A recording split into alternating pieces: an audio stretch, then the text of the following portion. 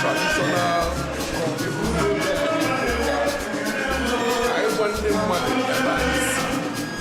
maka na asị na-achọba isi ọjụ eke n'ụzọ asị na-achọbakwu ebe na-esi isi na nkakwụ eke n'ụwa ya ịchọ ịnwe ebe obodo si jee n'ihe nna nna nara ji wee bi ndụ iwe ji wee chụ nta iwe ji wee ka ọrụ iwe ji wee kwọ nwere ọya iwe ji wee ri nri ọ n'ime onyonyo niile anwa ka a ga-esi wee mara ebe ndị anwa si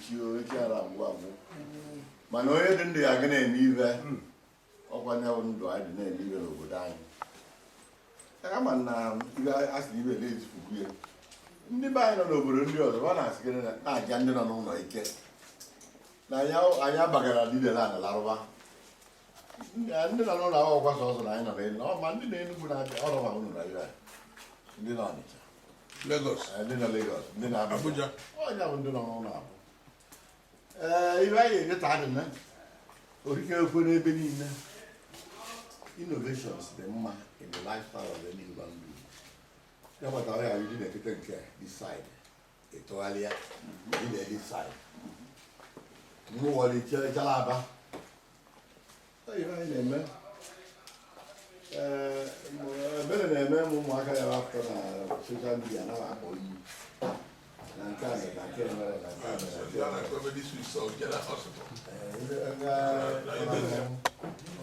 ka ezi ka nwaanyị esi na-akụ anyị etetara ekwe na-eyibe ngadagba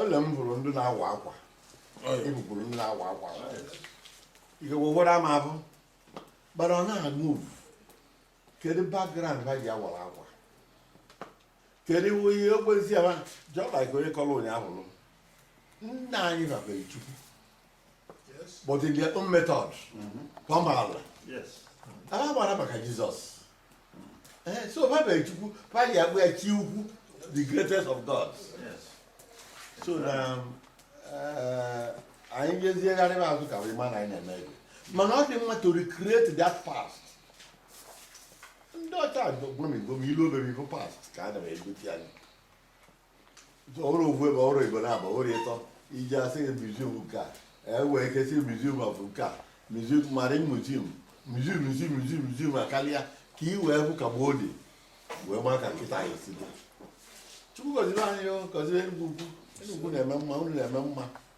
ịrụwa ka ya ọ bụrụ na o nwere ọnụ mgbe ụfọdụkwa ndị natara nata ebele ha na-emere m ka ebele na-emere m na parapụ biznes wee natawa ma anyị nwara nọ ebe a dụgwa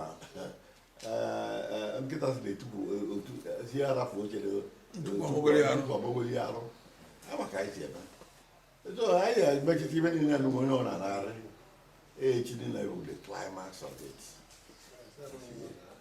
climax anyị mechazie nye Sunday literally na-anara mana ndị ụka nwekwara ihe a na-eme Lady Council na St. Anthony's ndị nwere ohere bịa n'ebe nọ n'ibe anyị Chukwu gọzibe anyị gọzibe ndị anyị nọchiri anya ba mee ka ihe niile anyị na-eme bụrụ nke ị ga-anabata ị gọziere anyị ọjọọ ata ya ọzọ na mmụọ sky just sky onye nwaanyị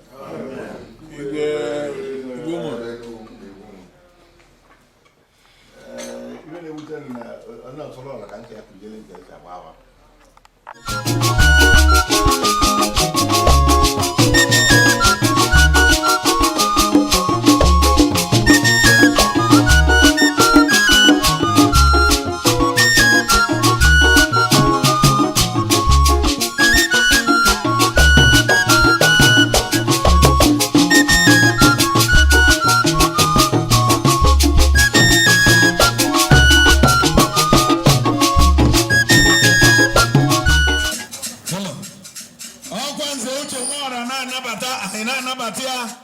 n'agbanyeghị na onye ahụ sekretarị nke na-ahazi mmemme a ọkwanya na-anọchi anya gọvanọ n'etiti anyị ebe a ọ bụrụ na ọ na-anabata ndị mmadụ anyị nwa na-anabata ya His Excellency anyị na-ekene ya arike ya na-awali ya ọjị ọdụrụ obele onye ji egwu ọ dịgodo ịnọ ihe egbucherie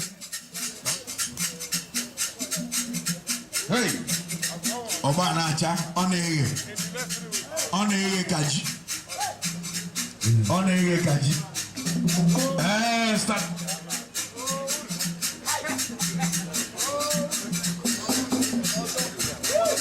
ibe anyị na-eme tata bụ ibe mmụọ ka anyị na-eme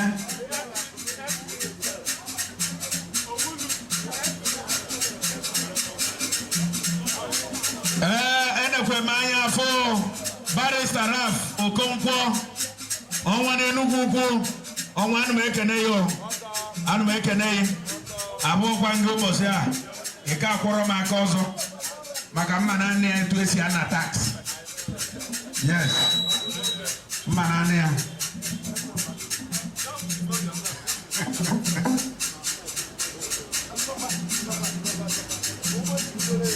aka m na-ekelekwa ọzọ bụ Jude Okwu-Atụ-Egwu maka na one significant thing o mere ụtọ m ụtọ bụ mgbe ọ kọrọ akụkọ his life and his family gbasara nwunye ya n'okpubie ikuku nnubata ị na-ekwukwa onye machara ugo anya ọ hụrụ anyanwụ ụtụtụ. The truth now from every indication is oxygen. Maka Paul na Jude kwuru ya olu akụkọ ya ọzọ. Okwu ọnụ gbara ebuso ka mmadụ.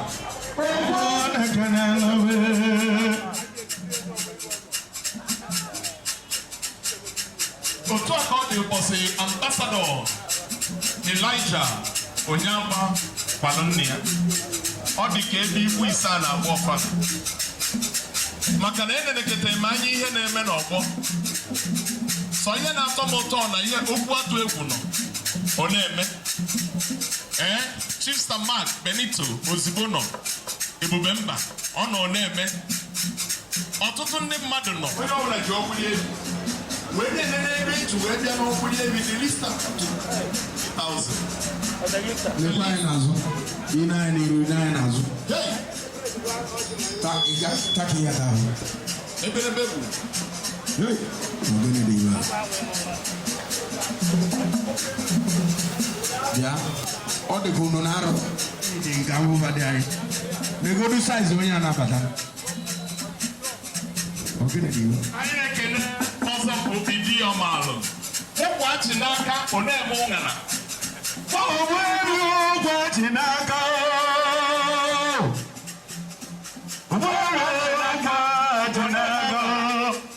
onwanye lụgo mmanwụ n'aka onwanye lụgoro Enugwu-Ukwu n'ụmụnne odogwu onye ọ ga-adịrị mma ọgaranya chi eze ọ na-adịbe ego ugbo ndị iru gị na-enye n'ọzọ ọganiigwe alụ ma salie ụmụaka na-ewe eze a na-ekwute mmanwụ nna m ụlọ ọmụmụ anarụdo ụlọ eze na-ekwute n'Enugwu-Ukwu n'ụmụnne odogwu abata eze na-ekwute nnọọ odogwu jelaba wee baa wee bụrụ nnegwu oji ọgbara ụkwachi n'aka ọgwa gị na-asịghị mba dị Igbo wuo ọgịna nna ya ochie bụ wuo odogwu jere injinia Dan Wike ahụ ka ọ na-agbagharị eri oge maka ọ dị ka ya ihe da na ngadi ya onyemonyi n'Enugwu-Ukwu n'ụmụnne odogwu onye ọ ga-adịrị mma onyemonyi analụ ụlọ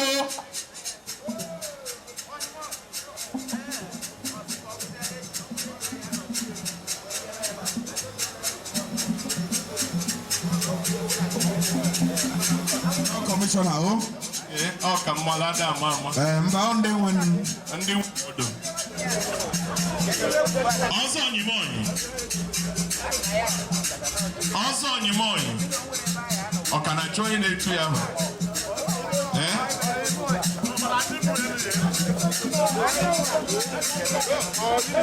Onyemonyi nna ekwutela Enugwu-Ukwu na ụmụnri daalụ Mbalefo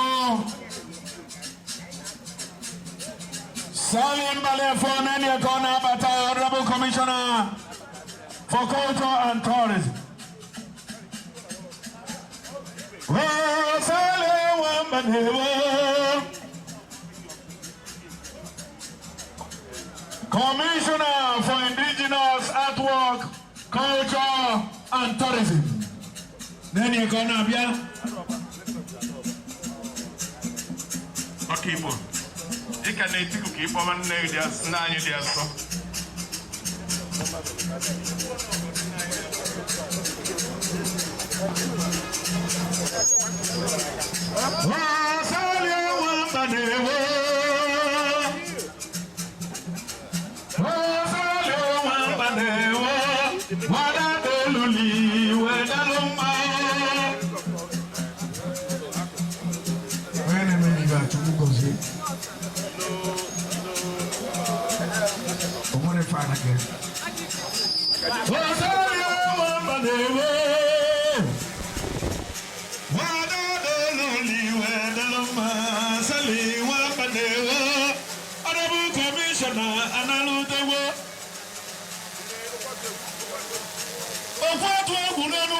n'ụmụnri bịa wesali onwe mba na-ewo ọdọbụ kọmishọna nnọ sali onwe mba na-ewo nnọ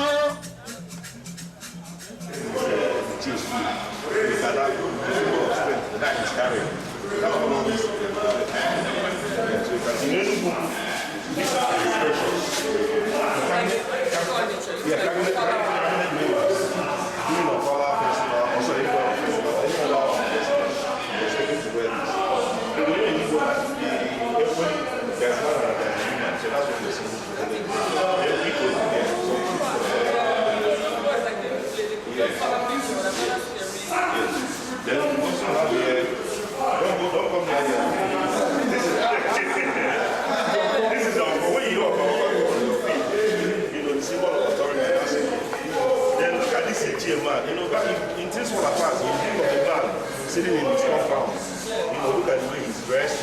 Just shows you what this is wall with his stick.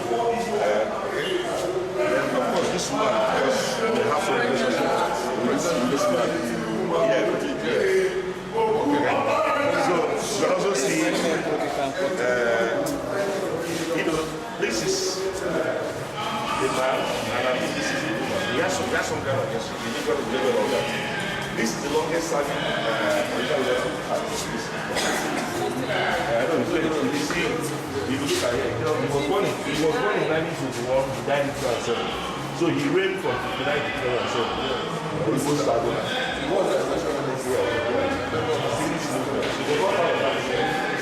So let's go.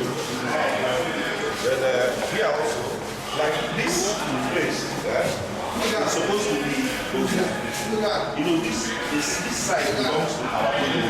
That's the part that one will. So this is supposed to be his own. Yeah, Oku is like his outpost. In the old days, if you go to you must have it's called what?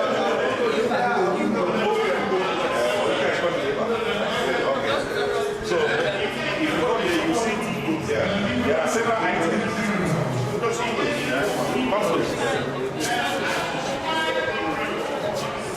Congress. You see back in the day, this is a guy. In the old days, this was currency.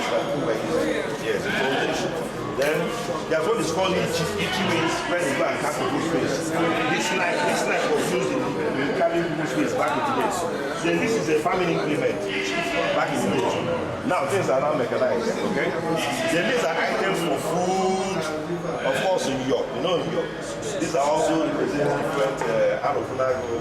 You can see I feel like I'm having now. This is there?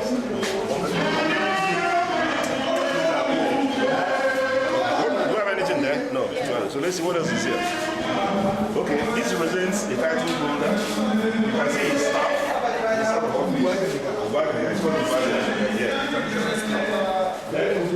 This here is called yeah. You don't receive this loss in your name. So that's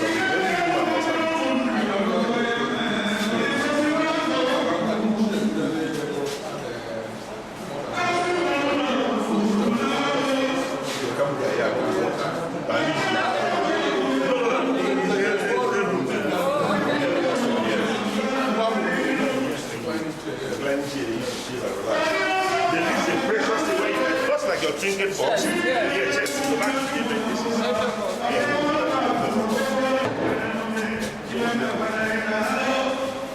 So this belongs to an elephant. It's the goal of an elephant. Very old. I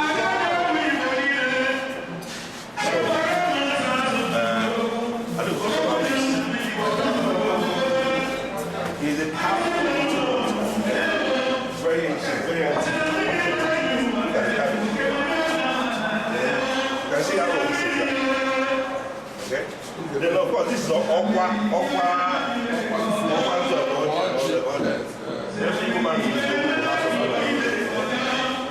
Okay, so let's no, it's all part of the old ancient masquerade. Okay? Some of these items were donated to the museum. We didn't buy any of them. So we are still asking people, calling on people to whatever they have, they can give us. So, of course, then when you hear of food, this is the name of food. Then this is a traditional that called Uri of Baki. So this man, this is how they used to dress. Very event back in the day. They're like 5,000 warriors.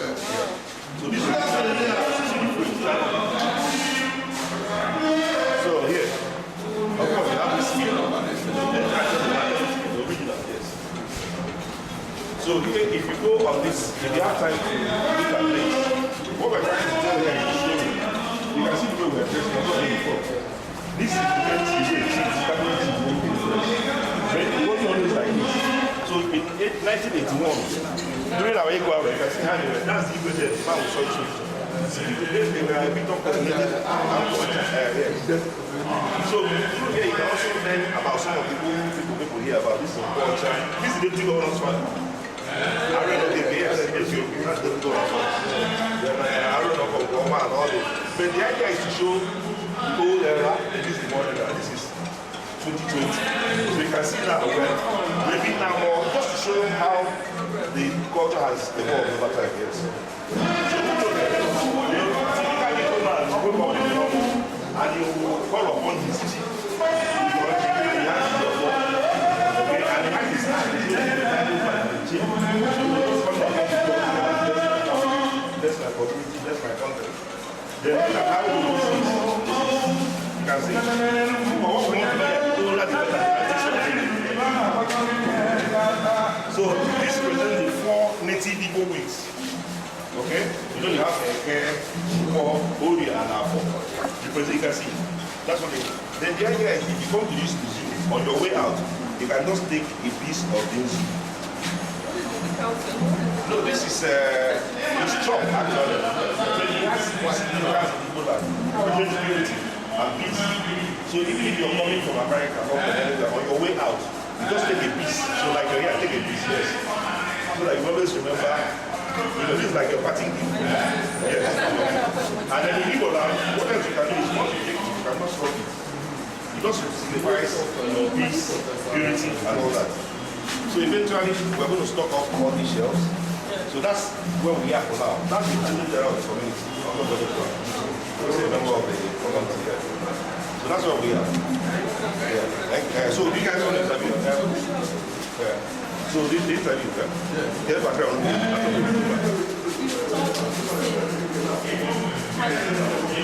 very impressed. Very impressed because when I got a call from the MD of ABS, I wasn't expecting something as advanced as this. And they've taken, I think this is a very unique museum because its focus is on ancient relics of the Igbo culture. And that is a big deal because modern art today has lost the history of art. If you go to Europe, you have a subject, you go to Switzerland, you just the history of art. But now people want to make money and they're commercializing art because they need money, you know. So that is what is unique about this museum, and I'm very impressed by it. And the fact that the Enugwu-Ukwu have faith in this project. From what he's telling me, a lot of the artifacts that you have here were donated. That means people really feel that what people are doing in the town, what is worth it, and I believe it is, and that is why it's a success. So I'm very proud of them. Very proud of them. I've been calling for something else of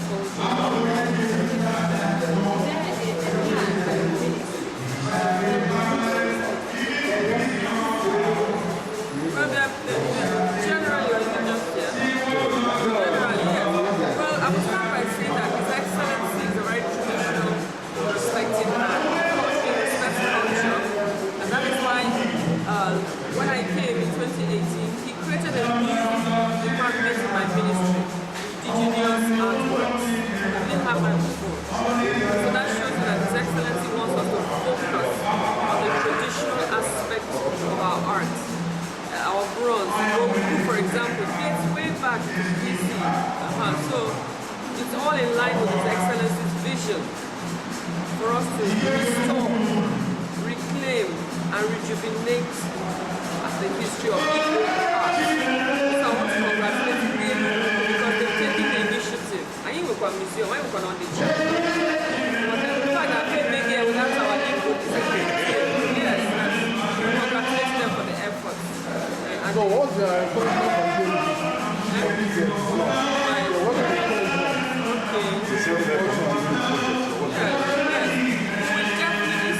You. It would be nice if they can write us a letter. So this is what we have done, and we would like you to support us in this way or that way, so that we can incorporate it and project it and market it for you. Because the kind of did have people came on it. Yeah, we go on it. It's a very big one. We're still trying to renovate our way in Oka. So this is a new initiative. We want to congratulate you and encourage you. And if you need us to follow you to go and approach people that will let you up there, better. That's why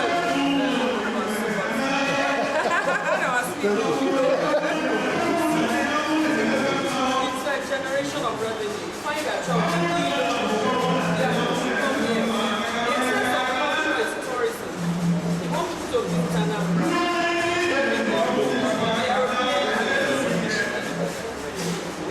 So that the man will have their customer. If they can pay, you can now customize it. Then the community will be empowered by the revenue generated by this entity. That is most important.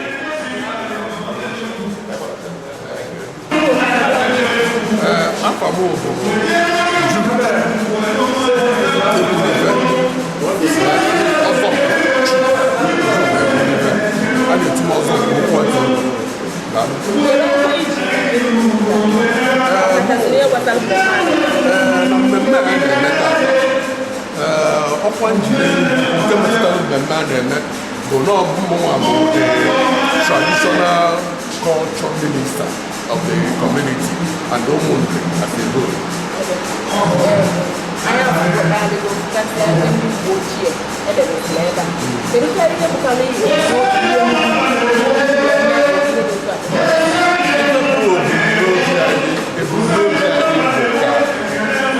Anyị gwa ndị mmadụ ebe anyị si maka na asị na-achọba isi ọchụrụ ejee n'ụzụ, asị na-achọwakwu ebe na-esi isi na nkakwụ ejee n'ụmụ ya. Ịchọọ ịmụ ebe obodo si, jee n'ihe nna nna nna ha ji wee bi ndụ, ihe ji wee chụ nta, ihe ji wee kọọ ọrụ, ihe ji wee kwụọ onwe ha ọya, ihe ji wee ri nri. Ọ n'ime onyonyo niile anwa ka anyị ga-esi wee mara ebe ndị anwa si. Anyị si ebe tere aka, ngalaba anyị ruru na Israel, mana bidogodo na Aguleri bụ ebe Nri nke mụtalụ ọkpala Anakana bụ nna Enugwu-Ukwu si.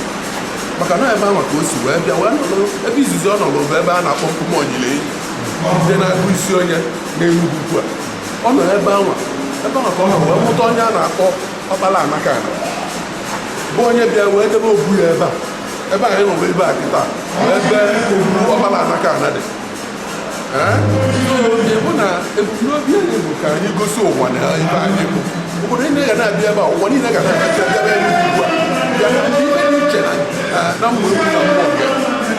Ibe dị iche na muziọm anyị na nke ndị ọzọ bụ na nke anyị si n'ala obodo Enugwu-Ukwu niile ma okenye ma ụmụaka ma nwoke ma nwaanyị tụtara n'ego tụe ka anyị wee tụkọta ego wee lụọ ibe a. Afta ka anyị lụchara obu Ụmụnne Palace nke bụ biggest of its kind na Anambra steeti wee bịaziasị ka anyị lụkwuo muziọm. So na uru ọ bara obodo anyị erika, mana ekene na-eme igwe na-achị Enugwu-Ukwu, eze na-achị Enugwu-Ukwu a na-akpọ draft igwe majesty rapọ na-eme ebe ọnya ka okpogbo awọ ji mapụ, ọnya tele ahụrụ iji wee lachapụ ọgụ, ọnya na-ekwu ebe anyị anya n'isi andụ igwe na-ekwu na adị mmadụ ebe ọ na-eje na odu aka ọganihu ọganihu. Ndị mmadụ na-eje ụka abịa sị na ife a na-ere ebe a bụ ife arụsị. Kedu ife ị nwere ike ihe niile na osobe nwere ike ibe ike mba omenala ha nwere ịkọ mmụọ. Ndị ọbụla nwere omenala ba. Arụrụ na-aga ọgbagharịcha ọba n'ọnụ ya, ngwere gbagharịcha ọgbago n'ukwu osisi maka udeneka nke ọ naanị ikwu. Ife ọbụla nwere ebe osi. Etu ndị si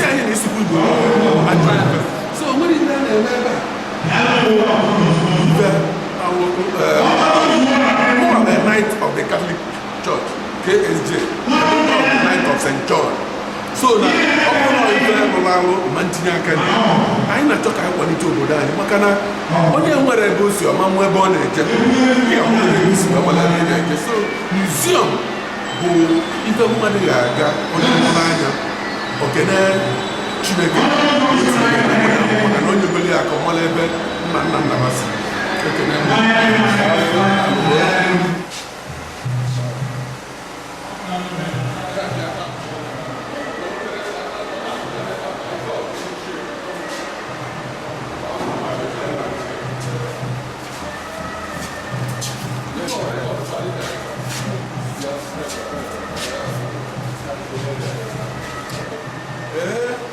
ọ na-aga onye kuru ọtọ ọmara ebe ọ ya eje Enugwu-Ukwu ama n'osisi ọhịa ebe Isi-Nri muziọm nke Enugwu-Ukwu akwụrugo onye mụ na ya nwụọ nọ ebe a kịta bụ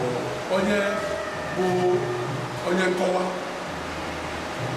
na-akọ maka ife niile dị na muziọm anyị afọ ya bụ Mr. Emmanuel Okolo onye uru abụọ n'Enugwu-Ukwu Emmanuel Okolo esere gị mma ọbịa n'ibe anyị ndị ego ka na n'ime ewu dịka o si dị anyị chekwara nnukwu mahadum ụgbọ akwụkwọ bụrụ akaụntụ kalụ gbasara ihe gbasakwara fletọship ihe gbasara ụlọ ihe a enwere m anya dukwu ebe anyị bụ ụdị ndị ihe gbasara kọlchọ mgbe nọ n'ụlọ akwụkwọ nwa bụ sekretarị ụmụori Students Association so mgbe anyị mmalụ ihe gbasara ụmụ ibe niile so dọkịta dapụta asị na ndị nri anya wee kpọọ m wee sị oke n'ọba anyị na ọma Enugwu-Ukwu anyị akwalite omenala be anyị akwalite ọbụla so ihe gbata kpakpa anyị dị ọnọkọ taa anyị meghere ka ọ bụrụ ihe aka n'ihu so anyị na-ekele Chukwu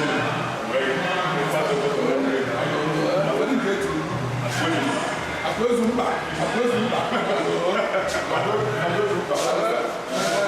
onye anyị na-afọ bụ akwụneche ọzọ akwụneche akwụkwọ ọcha anyị ga-n'elu agụ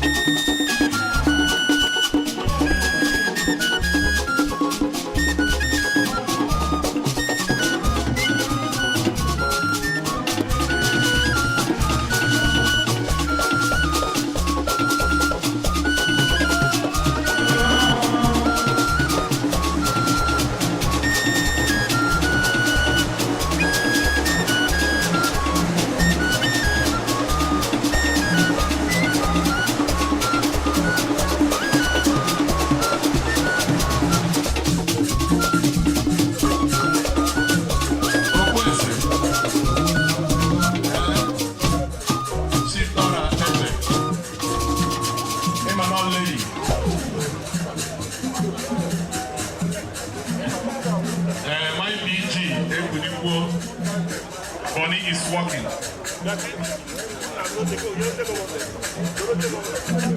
Oh, make a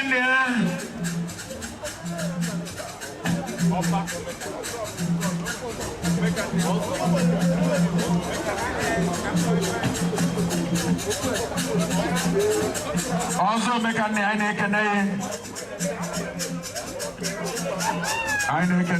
SA to the governor on DG. SSA. Yes, SSA.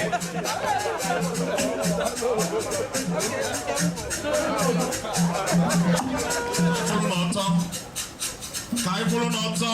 Wabu na mere feme naludona. Igwe chileze mmanwe.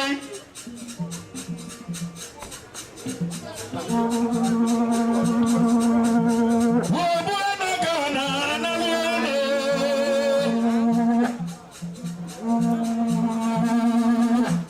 Wabu anagana naludona. Igwe chileze mmanwe.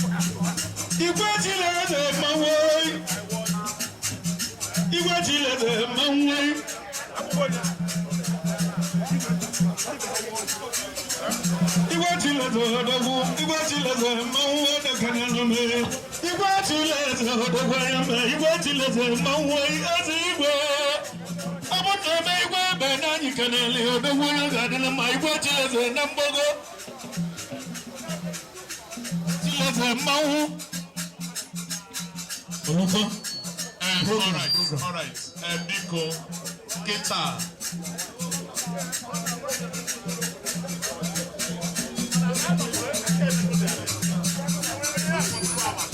So what?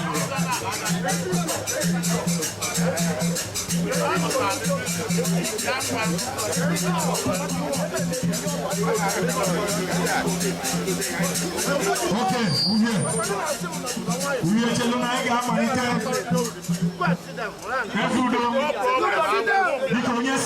onye se picture, onye ebe. I got money.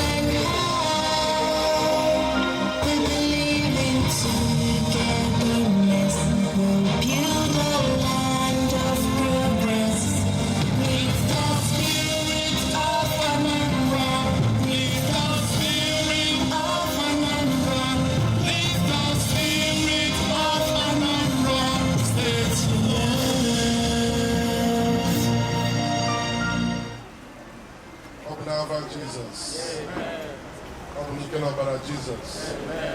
Ezi nwanyị na Chineke, abụ ndị Enugwu-Ukwu na ndị ọgọ anyị na ndị ikwu n'ibe anyị na ndị enyi anyị gbakọrọ n'okwu nna anyị n'ụbọchị tata iji wee gosi ọra na igala ibe dị na ya wụ okwu, iji wee gosi ọra na igala ife ọkpụtọlọkpụ ọ dị ka anyị na-elozozi elọzọ. Ọ bụ ife ọkpụtọlọkpụ ụwa ya na-abịa na-agba nkeli. Anyị na-ekele n'ọrụ mma mma anyị ka anyị si wee tụta ego anyị ji wee lụọ okwu anụnwa.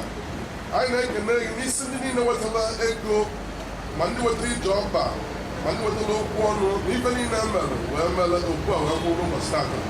Anyị na-ayọ biko ka ihe nye na mmachi bụrụ mmachi, nye ife akwa ife enwe gozie eze Enugwu-Ukwu na ikwu ụmụ, gozie ndị kabinet anyị, gozie ndị isi, gozie traditional council anyị niile, gozie mmadụ ncha niile, gozie gọvanọ Anambra steeti represented ụbọchị tata bụ Uche Nwana, gozie kọmishọna, gozie ife ndị dị n'ụbọchị tata ka anyị lụrụ wee lụba okwu anụnwa ka ọ bụrụ ilo sọ dịwụ nna. Anyị nọchie ebe anụnwa ka anyị na-anọdo na-enwere nsogbu ọbụla. Ndị nke anyị rapụ ka anyị kwụrụba ife niile nke anyị ga-eme, ife niile nke anyị ga-eri ebe a na igosi gị elu. Anyị ma na ụbọchị tata ga-aga ọfụma. Anyị ma na ị na-emeburu anyị, anyị ma na ị ga-emere na-aga na-ayọzi ma ndị anyị lotere ma ndị anyị lotere imeela anyị n'afa Jizọs Kraịst bụ onye nwe anyị. N'afọ nna a na-akwado ka ha chezie n'igwe ọjị ozugbo ozugbo. Eze Enugwu-Ukwu na Igbo ụmụ, the representative of the governor, honorable commissioner, Akajowo, the cabinet nọ ndị nze na ọzọ. Enugwu ekele mụnụ, ekele mụnụ, mụọnụ, zụọnụ, lianụ, uru ọkwa mmanụ, zụọnụ, lianụ, Igbo ụmụ.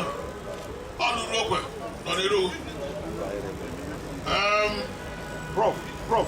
Onye anụ n'obu ya ara ọba nwata anyị na-ede m na onwere na nwata na anụ ogburu anụ ibe anyị nọ na aka uru ogo bụ nyebe anụ ikere bụgo ndị uru ogo rapụrụ ana ji eji na akpịrị ego wee rie ọ maka na uru ogo riri nne ọ bụrụ ndị agụụ na-agụ aka elego ana maka anyị dobe 100 million anyị ndị ga-egwu ya I will preserve money. We hand that over to Enugwu-Ukwu. I was at a time in Enugwu-Ukwu. About an account. There's Enugwu-Ukwu. I only actually watch it. Where why not the quote? Not the quote.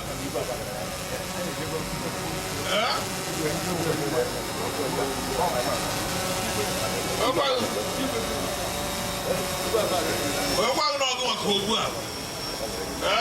No way, but I'll get quote. So get in the back.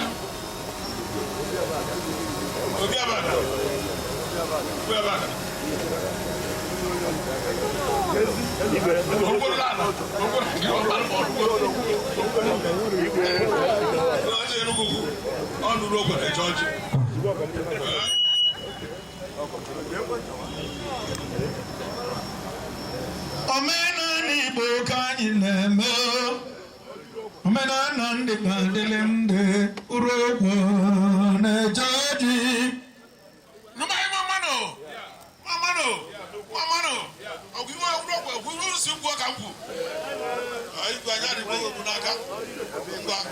Thank you, biko ndị nọzi n'iru ebe a cha anụ n'iru ebe a ozugbo ozugbo ka anyị mee ife anyị kwesịrị ime. Ndị na-ahazi mmemme a ị na-anya ife gị ga-afụ ceremonials ndị iyom ceremonial ndị ọdụ eze ceremonial ndị obele ihu ejiri ego echi nke ga by appointment. Yes, Akajofo.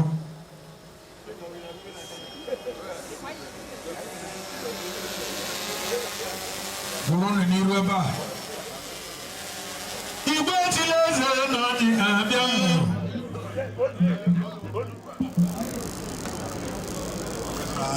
ewu na mmadụ ekubu ibe anyị mma mmanụ ibe anyị mma mmanụ ibe anyị mma mmanụ anara aba ahụcha nwa alatawa ose kamela azụ gba nkụrụnkụ mmali agụgwọ nwa obere ibe ma mma anyị agwagwodo ọjị unu n'ebe a anya na asị na ọ na-ahụ ezu ụka ada eri atọtuo ngịga ndị ụmụnna anyị nọ ebe a ndị agbata obi anyị nọ ebe a kedu ibe a bịara imeghe obu nna anyị kedu ibe a bịara na imeghe obu nna anyị ba ọkpala anaka ana ụdị ọkpala nri ebe a bụ obi ya mana o wee ebe ọzọ o nwee shrine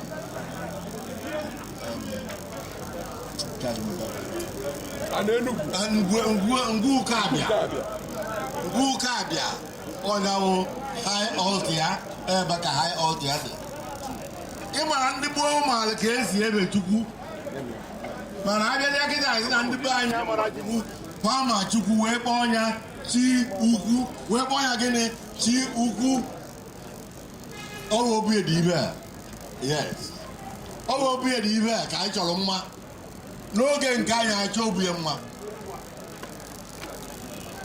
azụ ọ na-abụ evu jụtara akwụ ya mere nnede ọgba mma agụ arọ mba abịa n'obu a mbe je na mkpụmọ yilenyi olu ka m bata n'obu a nke arụ izizi wee zụba na anyị dị na-egheli n'ibe ya echenji o nwere ụmụ okwusizi kwuchi ebe a makwichara akwa ntị anaghị atọpụ ya akwa oduba mba sisi akwa na ọrụ ibe anyị bịara wee tọfụ ya bụ akwa wee gwara na-ekene usi uru ekwo na-ekene ebe oge ọbụla ịbụ na na-adị na junction ebe biznes na-aga o nwebụrụ owu onye kpawara aghara mee ntọnala ya lụrụ ụlọ na ya uru ekwo wee chụgbuo obe ọba n'ụlọ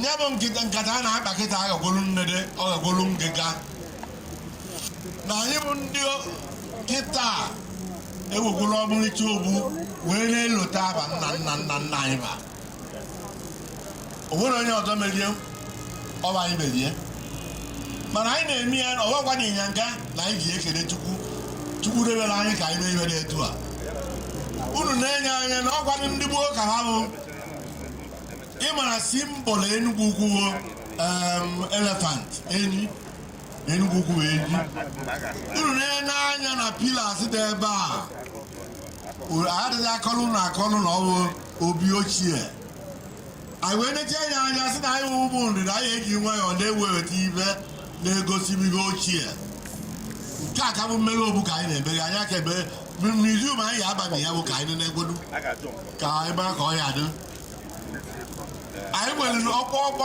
nwanne anyị nwoke na-eme ihe dị ukwuu bụrụ nwanne n'anya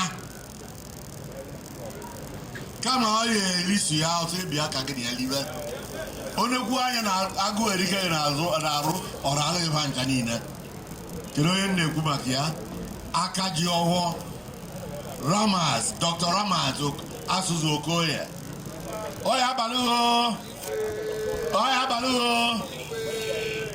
mgbe e merechara ibe mgbe o wụrụ ihe nwee strategic honor for that purpose ibe anyị ana ekwute na ihe maka na ibe o mere ọzọgwa akpadike wee weta some artifacts ya artifacts anyị na-ana n'iyi anyị na-enwe ọṅụ maka ya unu nekwa anya ọzọ anyị nwere ebumwe mfụ anyị nwere ọkaigbo o ji onye ewere eri mee ekene nwa ebere ka ha nọ n'u igwe chiri eze ekene onye nwere ike ekene igwe chiri eze anọkwa nna na bụla agụ nwa nnede na-eweta anyị ejere ngụta ya agụta ọgwụgwọ anyị ka ọ bụ bụrụkwa ndị anyị ọ ya adịghị mma na eke dịrị mma na ahụ dịrị mma na oye dịrị mma na nkwọ ka agwụgwe nke ọ ya ele Ibi yeri ara ko iya zo mo we zo cha baba zo ba ye. Iwu kwa nnekwu mmadụ ichigbo ọzọ. Onye ahụ bụrụ ebe ụdịgo bụrụ na-ede n'opeke o chiri ọzọ chizuo onye echizuo. Bọsụ anyị jere ọzọ ya ọ na-ewu ewu. O mejiri mmadụ nke ka dị iru dukwa. Ibe anyị mere ebe ọ ya adịrị unu niile mma o. Uru egwu na ya anwụchu anwụchiri uru egwu. A na-ekwu ebe maka obu a ga na-elote uru egwu. Na ọnwụ na mmadụ liri ya ana ọsọ ka anyị aga na-agba. Agbacha ọsọ ọ na-anụ ude mana aka ma arụdebe ya. Ndị otu odu nze anyị ekele anyị ruru ebe unu nọ. Ndị otu odu eze ekele anyị ruru ebe unu nọ. Ndị obere iyom ịbana anyị nwere nnukwu iyom nwa obere iyom. Ndị obere iyom anyị ụmụ okorobịa na ebe a na-anachakwa unu anya. Ọ ya adịrị unu niile mma o. Onye na-represent gọvanọ ụkwalụ nwa nke anyị ejere gụta agụta si gọvanọ na anyị na-ekene ya ekene n'ọnụ anyị na osute mmekwu ya na ọgwụ iri mgbasa ya adụkwu ya ọgwụ ihe onwe orugwu akwụkwọ ọgwagwabụgwa kwuru ọrụbụ kọmishọn na ihe anyị na-ekwu ilu egwu gọvanọ na mgbe ihe mgbasa dị ya na ọgwa mmụọ ka anyị tipụtara n'ala Igbo ọ bụrụ na Anambra steeti onye ya adọkwa n'obodo niile ọdọkwa na Abagana ibi ndo na m na igwe aga Abagana ọgwụ ọdụ na kwuru ọgbara ọdụ maka ka anyị ebe anyị niile anyị adịchadụ ka Chukwu abịa ma Chukwu ndụ nri Chukwu na-emere anyị mma mgbe niile ọ ga na-agọzi ndị nri niile na-agọzi nwanne ebe niile ọ ya agọzi bụ igwe Abagana ọ ya agọzi PG anyị ọ ya agọzi ndị kabinet m niile na-eme mma o na ọ na-eme na-akwado ibe a na-eme ịbụrụ maka anọ na ikem igwe Abagana bekee na-ene ndị kabinet nke ịmadụ ya akọbi ụdị ya anyị na-emere ha na-abịa mana ọzi nke ahụ ọhụrụzi orijinal ka ọkapịka ọzi ka akọbịla akọpị Chukwu abịa ma gọzie anyị gọzie ọjọọ anyị ji n'aka gọziela anyị ọmụrịcha kọmishọna unu ebe na nwatakịrị ya anya ọ na-asụnarị onye ọbụla n'Igbo mana onye ọcha ka ọ mana ọ na-emede ọ na-asụnarị onye ọbụla n'Igbo Ndị be anyị ekele m unu.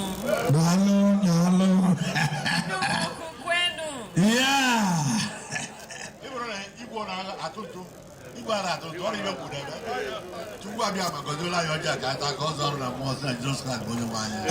Amen. Onye igwe. Silence. Come on, let's choose.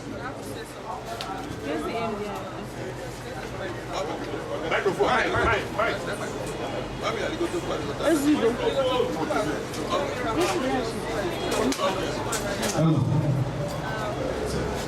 Enugwu-Ukwu kwenu.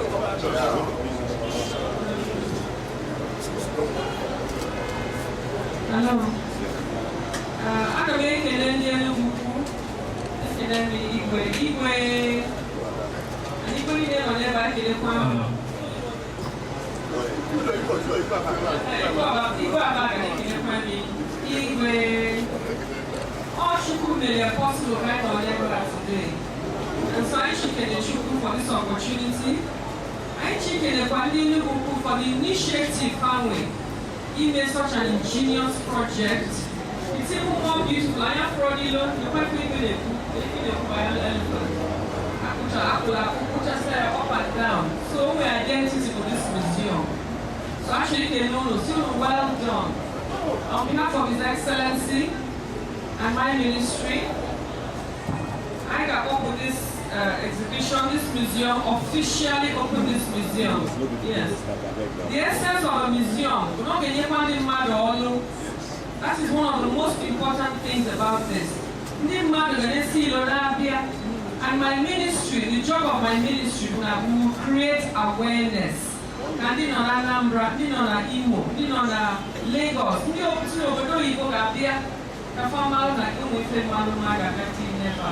so based on that, and with the permission of Igwe, I opened I commissioned this museum,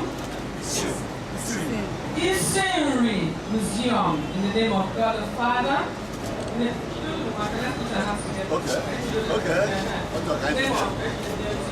In the name of God the Father, in the name of God the Son, in the name of God the Holy Spirit. Amen.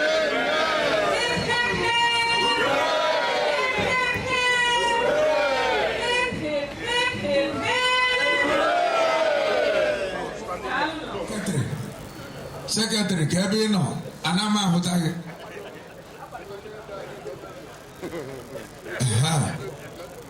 Makogi Ogi Hede.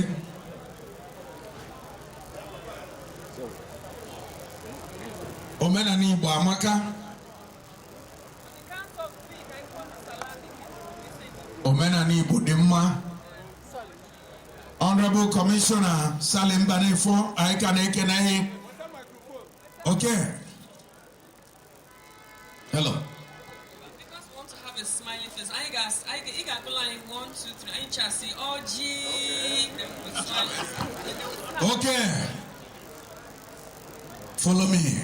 1, 2, 3. Abodigo. Wanya Maliva. Harry.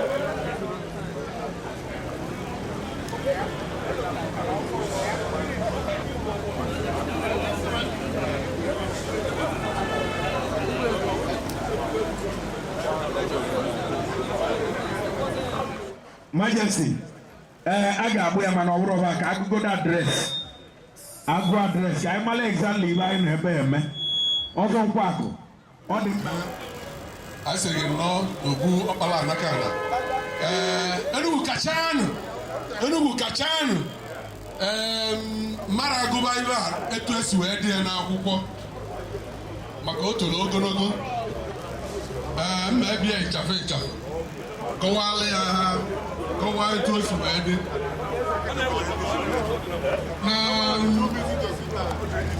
If I am a tata, or if a police. Rumu Benina, and I need Bonina. Unu Gante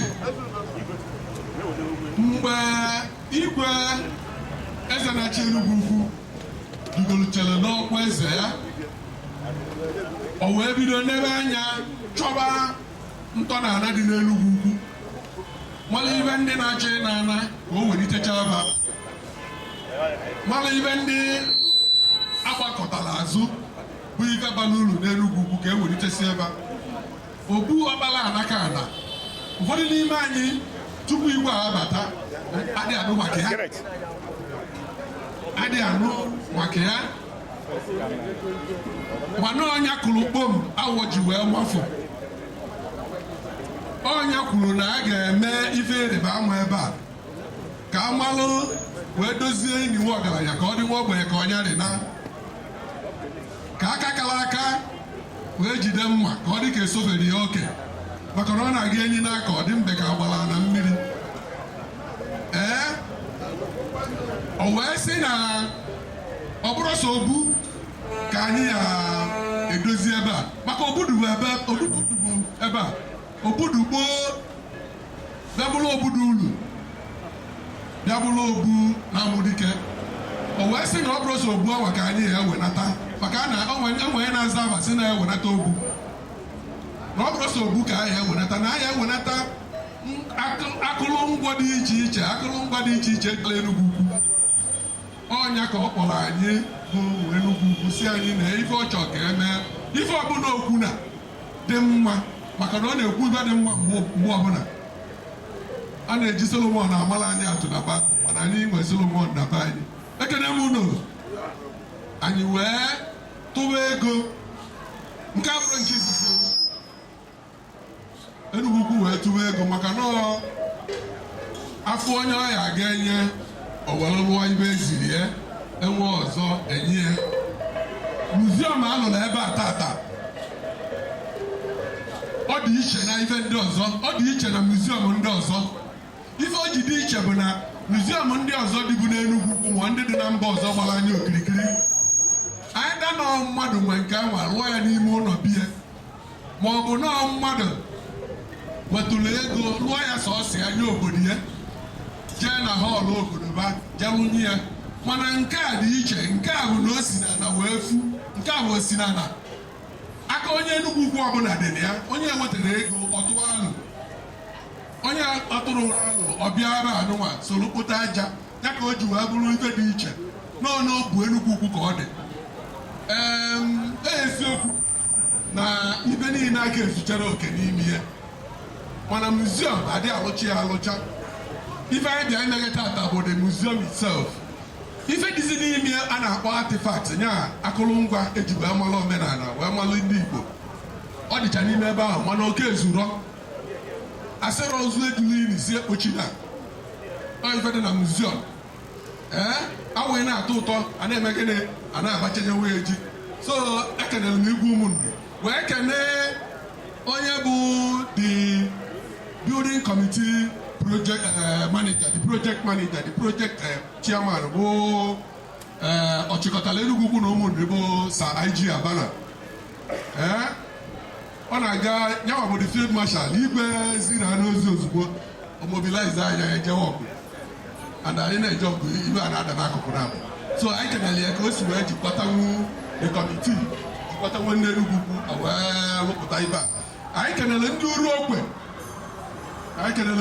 okwe onye ọbụla ma niile bụ anụmakpụrụ nke ya n'ọnụ onorie ndị uru okwe mana na bụ ibe owere ya si Enugwu-Ukwu na enyi ya mee obodo ndị ọzọ dị iche iche na-emekwa nkeba anụ ụwa na ọnwa nke ndị be anyị ndị isi onye were wetanyekwu Enugwu-Ukwu ndị ọjị otogoba ji enye etu a ka obodo si aga n'iru obodo onye nwe nke ya na-eweta na-etinye n'ihe Enugwu-Ukwu ka Enugwu-Ukwu na-aga n'iru so anyị kenere igwe ụmụnne anyị kenere Chineke nke chọcha ebe ọhịa kenye anyị si nọ n'Enugwu-Ukwu si nọ n'ụmụnne si nọ n'ala Igbo anyị ga-esi etu a wepụla ekene na-ekene ndị niile bịanụ na-ekene igwe aba gara ka Chineke gozie gọvanọ Anambra steeti gozie ndị be anyị niile nke ka bụ mbido anyị si na arụcha nke anyị abanye na Nkwọ na ultramodern market ibe igwe wepụtara anyị alụ erike maka na arụfụ dam ha wee rụbadada ekene m unu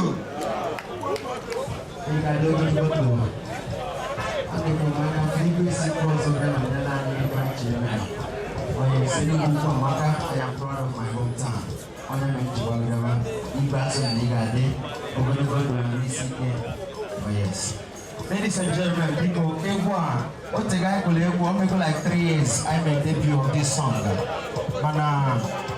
I'm gonna close today. I'm going to see BJ. Oh yeah, make it happen. Okay. Uchabanuzo. Ibondegu. I'm going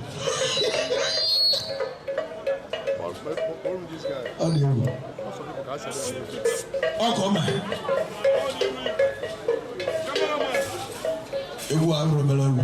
My friend. I know my friend.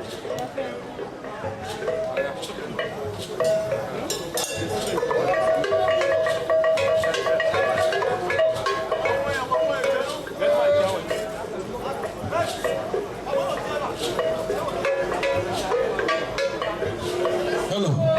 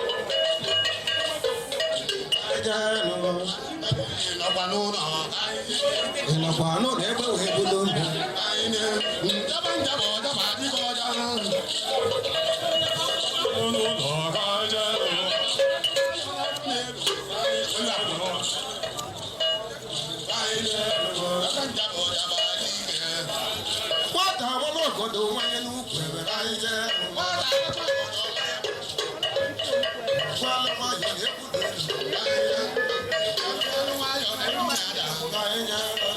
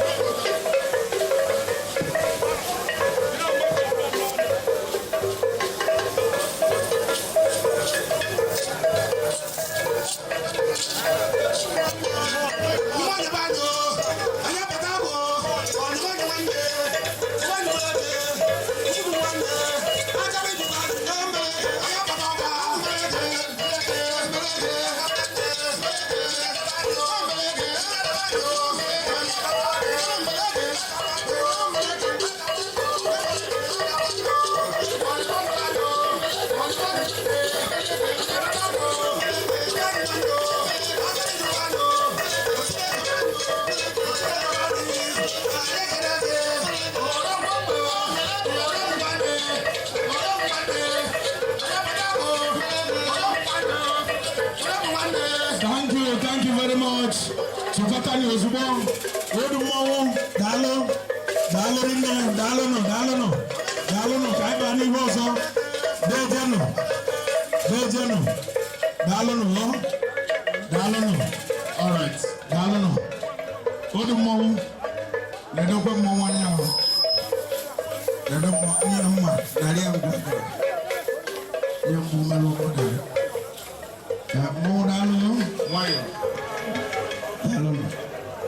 Yes, I got money to PG. Who's the annual PG gets the annual guitar.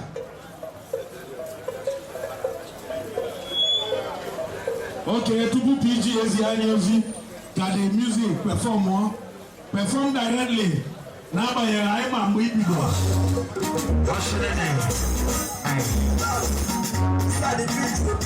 He didn't be a follow Mr. DJ, thank you. Asnabaya Maka.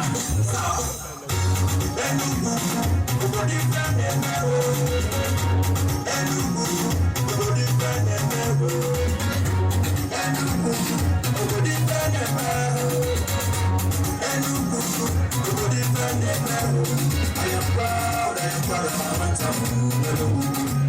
I am proud of my mountain. bata Enugwu-Ukwu n'ife dị mma dị na ya otu a. Asị m bata Enugwu-Ukwu obodo ife na-eme bụ anyị nwere ndị isi ọma ndị na-eme ife ọnata. Ndị anyị ji wee biri nnukwu ndị anyị ji mmadụ His Royal Majesty igwe na-afọ ebe ọwa alaka nnukwu bekee nọ Enugwu-Ukwu na ụmụ igwe sị m na ị ga-adị ogologo ndụ na-ebu ntekiri akụ. His Excellency Dr. Nkemeke maka honorable eze na onye ndozi gị na-aza na-edozila n'iso kedu maka sinetọ IG aka na maka chịkọta Enugwu-Ukwu ekumekene gị kedu maka Chijukwu ọgụ eji ọfọ ọnwa na Abuja keduzi maka Chisa Tony Okeke na-akwado n'igwe nwa Enugwu-Ukwu na ụmụoyi kedu maka Chiparesta Jude Ekwuife kwatu egwu Enugwu-Ukwu na ụmụoyi olumejere Enugwu-Ukwu obodo ife na-eme Enugwu-Ukwu obodo ife na-eme Enugwu-Ukwu obodo ife na-eme Enugwu-Ukwu obodo ife na-eme Enugwu-Ukwu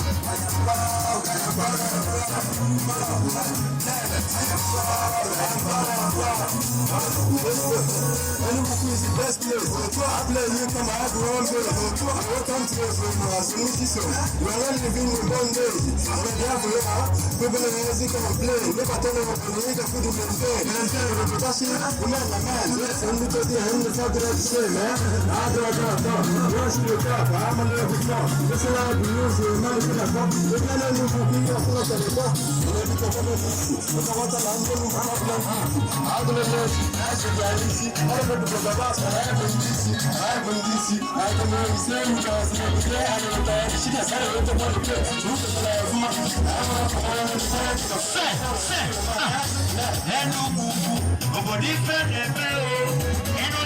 Enugwu-Ukwu obodo ife na-eme Enugwu-Ukwu obodo ife na-eme Enugwu-Ukwu obodo ife na-eme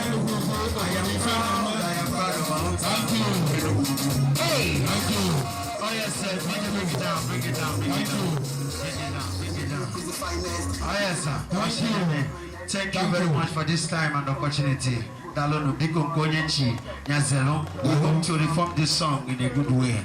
Dalono. Thank you very much. Call me hip hop. Enugwu-Ukwu amba na hip hop. Oh. Unu tero panti no nilo. Kama mzili. Akumazo kwa kune Enugwu-Ukwu. Odogwu anudakala zizike n'ọlụ nwa mma na-ebulokwu. Odogwu bishop ina-akwọbe. The governor of Anambra State, Chief Dr. Willie Madabro Chukwuobiano, ably represented by Chief Uchenwar, Esudenugwu. His Royal Majesty, Ibasarafa Bunemebe, Onye Nedo Anya, Obopala Nakana, Onye Nedo Anya, Isi-Nri Museum, Rongwa Hana Igwe Mbamalo Keke, Igwe Aba. Where? It was a Watanaba. Chief Ramas, Akajofo, Oko Yagi, Kewanani, the Deputy Traditional Prime Minister, other cabinet chiefs, the other. This CD Unina, my work here, my one head here, because let's see, ndị nyere anyị ndị nọdụrụ ebe anya mee na ọpụsapụla wee ruo tata ya ndị ruo kwa anyị maka. The inauguration today of Isi-Nri Museum inside Ubobala Nakan is an epoch-making event in the history of Enugwu-Ukwu, and indeed the entire Omori clan It is the climax of activities aimed at cultural revival in Enugwu-Ukwu and the entire Omori since the reign of His Majesty Igwe Saraf Uneme Ebe. Balanaka na Okabianri, the fourth, is Enugwu-Ukwu na Igwe Omori. Igwe na Mbuma Agwaro, onye daya Mbuma Ilenyi, onye daya Isi-Nri Museum no Balanaka. The conceptualization and timely execution of this project is another testimony to what we can do as a people when there is unity of purpose. In this connection, it is apposite to once again point out that this is another dividend arising from the synergy between the traditional ruler, the traditional cabinet, and other traditional authorities and institutions, the town union and the people. When we work together as a people, the result definitely will always be greater than the result of our individual efforts or capabilities. This is the Enugwu-Ukwu example in this era. I understand that this occasion is not specifically for tributes, but I have a duty to publicly acknowledge and thank all who in one way or the other contributed to the conceptualization and successful execution of this project in terms of time, talent, and treasure. May Chukwu Okike Abiama reward all bountifully.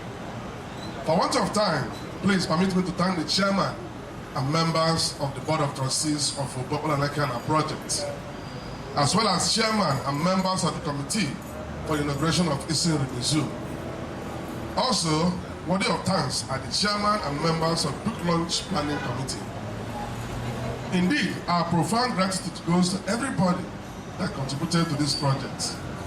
A comprehensive list of donors through contributors will be on display at the museum in due course for posterity. Once again, thank you for your time, patience, treasure, and talent. I remain yours, Comrade Boni Ozonkwa, President General, ECDU. Dalun. President General, ECDU. I'm Onyimu. I'm within them. I trust okay. Onya bata haji kulo inazo. Ina waniru. Makano niru. Koke mwena ama. Uni jira uko. Ivulu ngeno. Mwe jira uko. Ivulu kwa ngeno. Ama mnonyo ocha usubido ibu subido. Ibe yese moni yawi imeto maka. Mano gwelu. Igwere fobo nebe. Igwe chileze. Weze Enugwu-Ukwu n'ụmụnri mmanwụ Igwe Chileze ronie Igwe Chileze ronie Igwe Chileze n'ụmụ gị na-ene gị anya kaba mara ibi ga-ekwu Igwe Chileze odogwu wezi igwe ọnụ na nkume agụ arọ mmanwụ ọnụ na nkume agụ arọ odogwu Igwe Chileze gị na onye na-azọ Weze nri na-ebinio Igwe Chileze odogwu anya mme Igwe Chileze ronie Igwe bụ na-emebe ronie Igwe bụ na-ebe ronie Igwe Chileze odogwu anya mme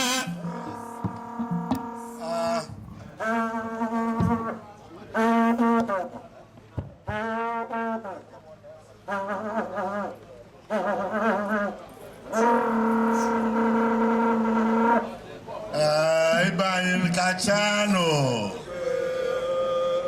Ibrahim Mamano Oibo menara ka anyị na-eme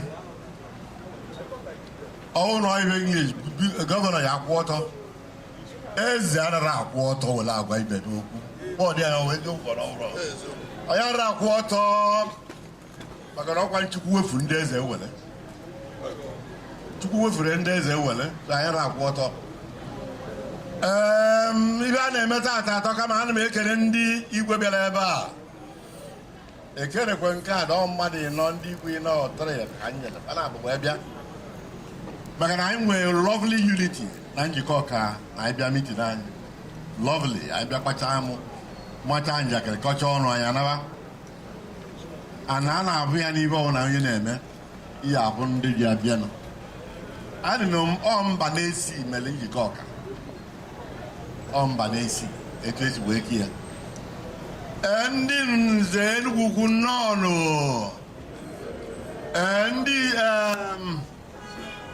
ndị oke ichie na ndị oke nne m bụrụ ebe a ọ ya adịchala unu mma o ndị kabinet anyị ọ ya adịla unu mma o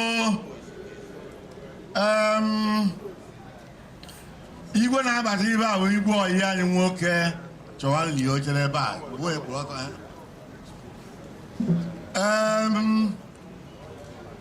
a sịkwa na ọ na-aba bụ nze bụ okwu ọhụ nnekwu igwe na-abịa ịrọ ka o si ya ọrụ ka ibe m gwara unu igwe Iseke nnekwu mmọnwụ ọkwụrụ ọka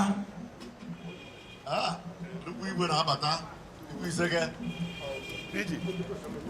ọkwa nnukwu ọgụ anyị na o dịla anyị ọmụcha nwaanyị Babylon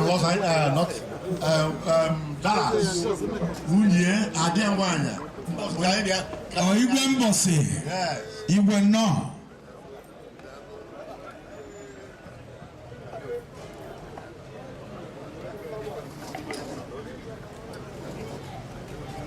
igwe mbọsị ọ nke a ka a na-akpọ ahụ igwe ebe okwu igwe bụ igwe oberi okwu igwe Iseke anyị na-asị gị nnọọ na-ayọzi His Majesty igwe Rafọ bụ Nneme Ekpe ka ọ na-aga n'iru na ntị anyị kwụ ọtọ anyị ekelechekwa mmadụ niile bịara ebe a wee na-ekele ndị igwe na-agbabatara na-ekwu na ọ ya adị mma n'ebe onye ọbụla nọ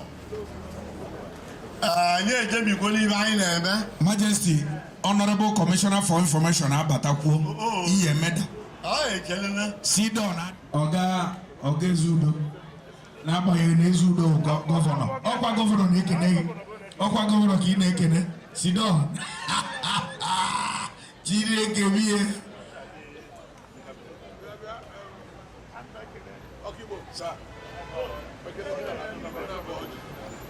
ngwa biko anyị ga-enye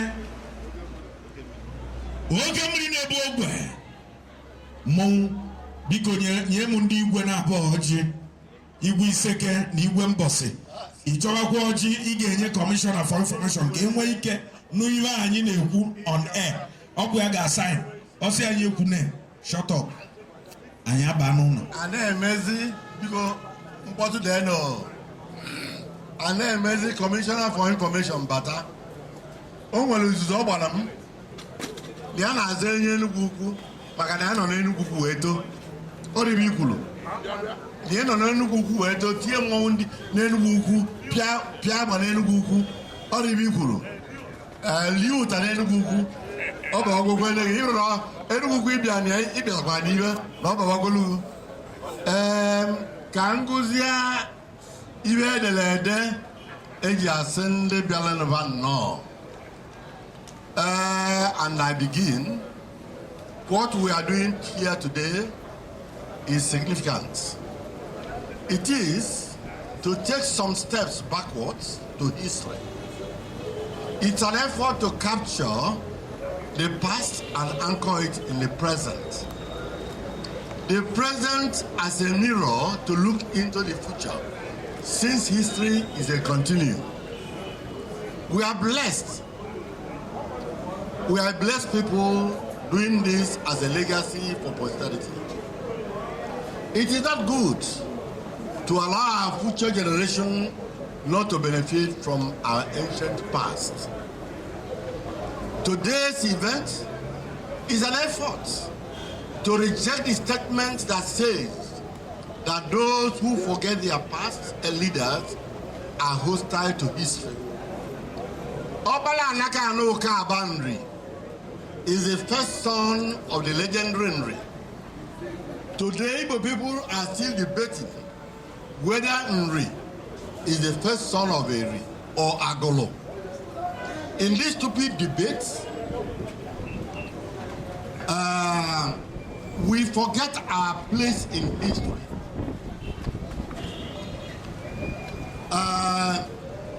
It is not news. Sorry. It is not news to say without equivocation that Nri Kingdom is the oldest kingdom in Nigeria. It started 900 AD. And the next is Bonum Kanem, that started mid-900 AD. While the Hausas protected and made this prominent as an Igbo Islamic kingdom, in the theocratic Pacific kingdom, Ivagolo is notable in history, why should the researchers, anthropologists, not place Agolo before Nri? We toyed with us in denigration and of rivalry and utter neglect. That has led to the dangerous appellation Igbo Enweze, a corruption of Igbo Enweze. By this little incursion into history, I have gone Igbo Enwe. It was really very Abaliam way where Igbo Ndieze, Igbo Enweze, Mberi, Erimbe, Mboweze. Which it has gained damaging popularity when Igbo monarchical progression and understanding. Nearer home, Agugu has usurped the place of the son of Nri, who is Opala Anaka and now Kabianri. Nevertheless, we continue we cannot stop commending the effort of Agugu to preserve the glories and artifacts of Nri. In doing this, they should not forget to accord respect to the first son of Nri, who is Opala Anaka and now Kabianri. Quick realization of this and cooperation will help the kingdom to restore its place in history. Together we shall move mountains. But in rancor, disintegration and incoherent achievement is the consequence. Sorry for this little excursion into history, as my aim is to welcome you all. Obo Opala Anaka has a lot of historical connotation in the life of Enugwu-Ukwu, the Enugus, and indeed all the Nri people. The son is in a family in Igbo culture, is the epicenter for peace and development and growth of others. He is the person to take over the father's palace, Obu, and direct and share the wealth of the families, like their laws and other things, to his siblings. This is the time to correct certain aberrations and put forward what should be in the totality of agricultural influence that pervades Igbo cultural area. Thank you, the royal fathers in our midst. Others are people from Culture Ministry of Anambra State. Especially, I thank the governor of the state for coming, for promoting culture in the state. Leadership without loyal followership leaves sour taste in the mouth. This event of today is my dream, which my subjects have interpreted into realism. Our culture minister, Ozambuchi Barrister Sajude Ekunife, has a greater commendation. He pointed to me this site, which he was when he was the President General of this community. And I promised that a building to immortalize our progenitor should stand here. I continue to thank Uche Mwora, also Ezudo, for his entire effort to make this a reality. We say he's the coordinator of activities to help us realize this.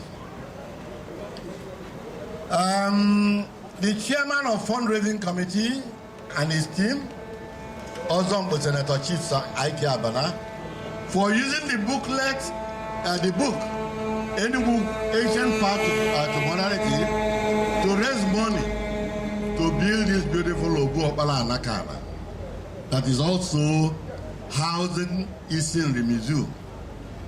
I thank you all immensely. I thank the generality of Enugwu-Ukwu people for their support in diverse ways to make Enugwu-Ukwu great again, because we are struggling to make Enugwu-Ukwu great again. I have always thanked Urokwe people who preserve this land, even in the midst of land speculation in this part. And you see, this land stands at a high commercial area, but the Urokwe people preserve this land. Now, even if they want to claim it's their land again, they have to find money to be able to realize it, whether in the court or anywhere. The land belongs to Enugwu-Ukwu, and I'm the custodian no more. We will not be tired recreating the past into the present and the future. The following past leaders of Enugwu-Ukwu will be honored with their full-fledged statues mounted on the environment of this Ogu.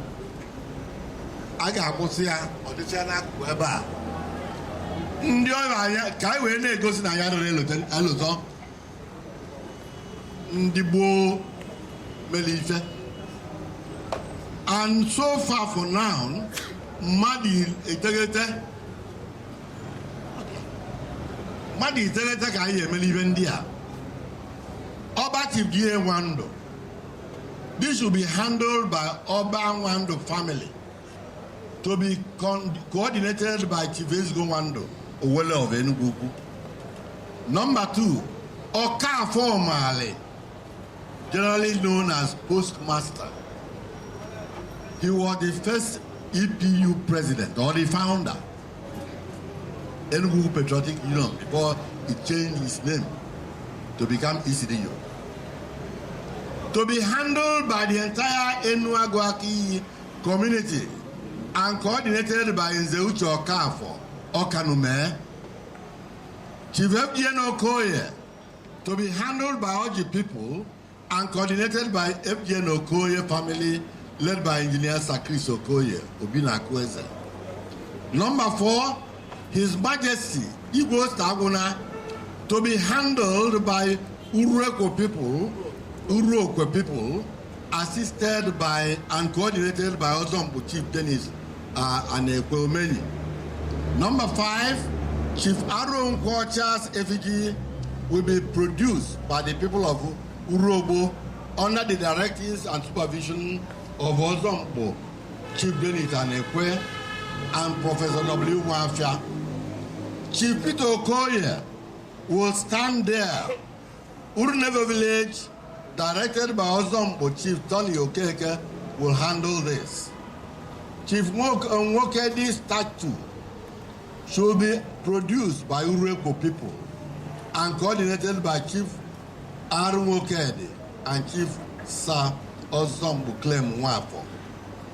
Chief Sir Mike Nkwoji, who by his contributions belong to our heroes past, this should be handled by his family and supervised by Senator Chief IKG Abana. Chief IPO Ibik will have his story told by succeeding generations.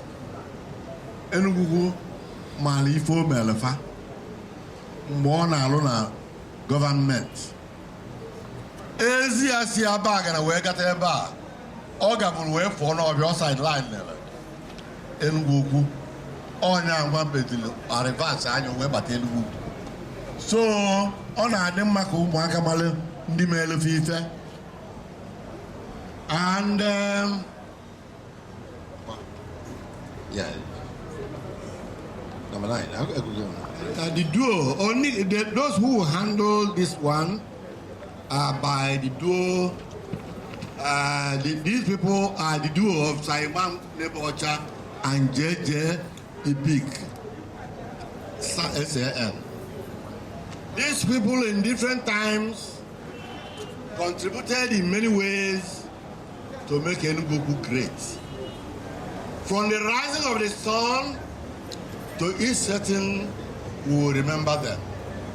Their effigies in front of this museum is a good step in the right direction. Their conditionalities. Somebody has suggested that a sculptor should handle all these, not the different sculptors. This is number one conditionality. The coordinator of each group should meet with me to have full perspective of what should be done.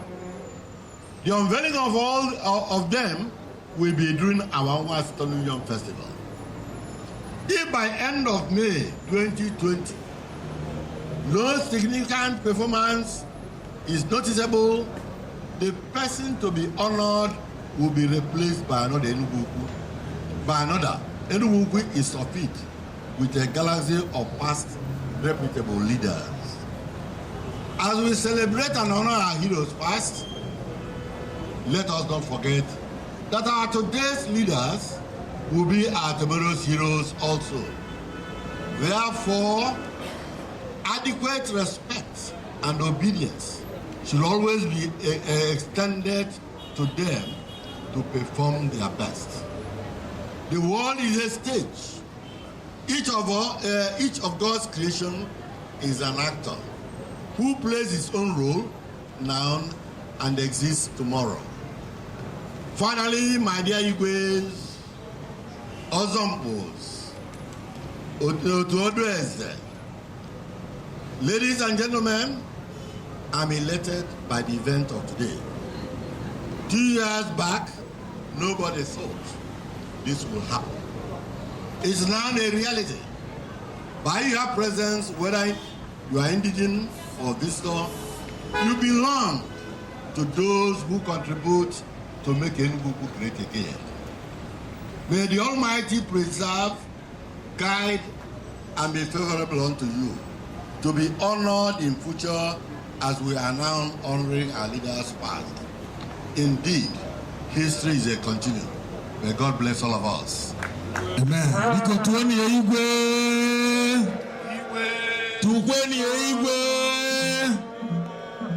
Igwe anyị na-ekene ife melumma amaka. Silent, please.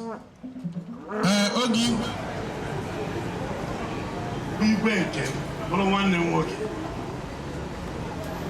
Igwe mbọs ọlụọha nna m ochie ekele m.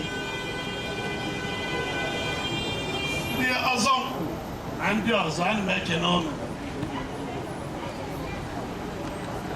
Ana m abịa ọ bụrụ maka na gọọmenti.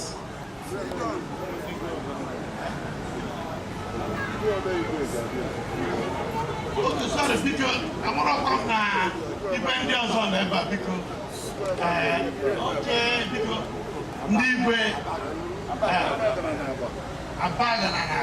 okay, I'm making a little video.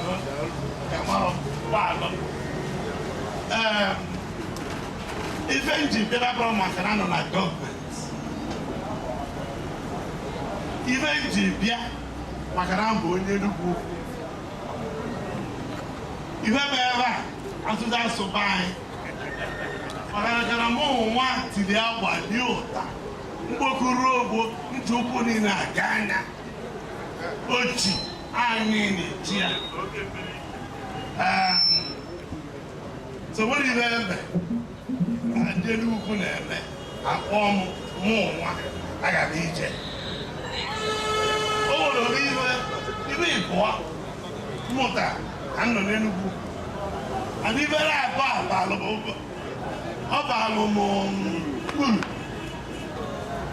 Obaka. Kids the people at the Wambo. The Enugwu now, Wambo in there.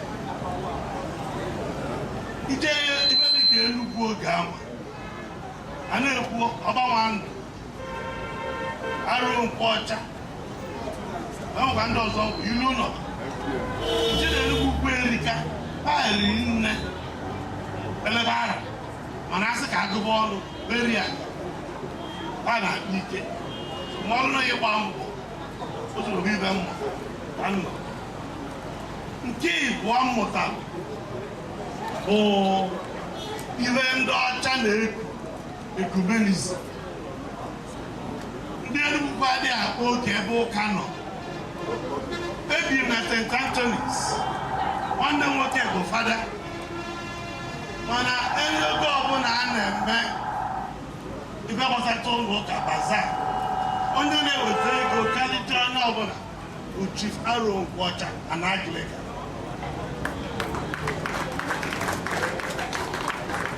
Na fada on TV in the 70s bụ Aro Nkwọcha ji aka ya goli ya pali ya esi Enugwu kpatali ya fada n'ebe anyị na St. Anthony's, fada ya ọkụ ya ọ ya bụ na anyị nwere TV.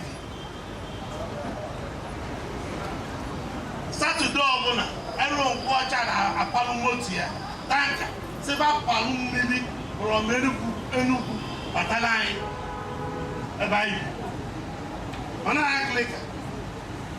So melụ ndị Enugwu adịbedebe egwu egwu ụdị ihe a na-akpọ tolerance.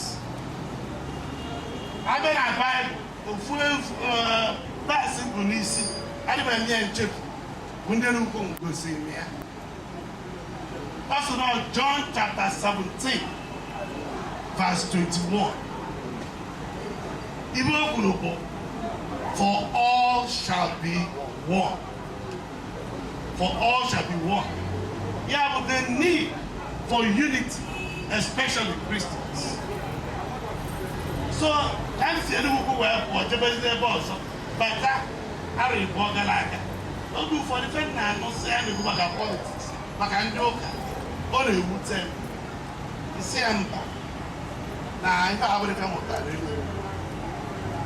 And adị m happy ka bara gọọmenti ndị Enugwu ọbụla na-eme ọfụma bido n'isi ya deputy governor ọ ma mma iru too ogologo nwa akwụkwọ obi ya bụrụkwa ele.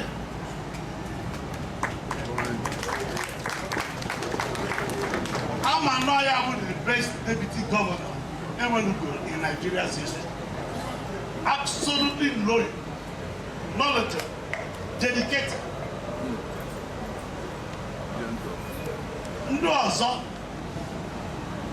one of them money a na-alụ Ezudo, inyi ọlụ jelara ụlọ. Isi ya lụọ 20, ọ ya lụ 50. And on our way, I'm out of play. I was a commissioner in the hand, commissioner for tertiary education. I don't know what.